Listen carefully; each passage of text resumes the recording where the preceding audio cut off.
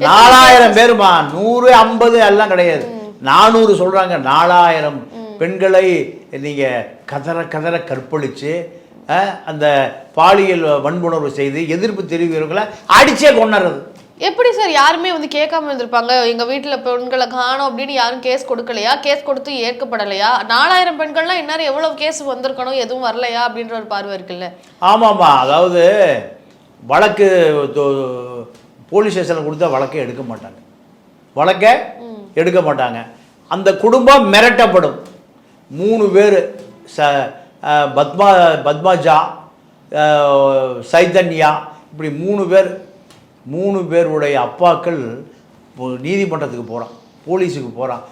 அதில் ஒருத்தர் கம்யூனிஸ்ட்டு.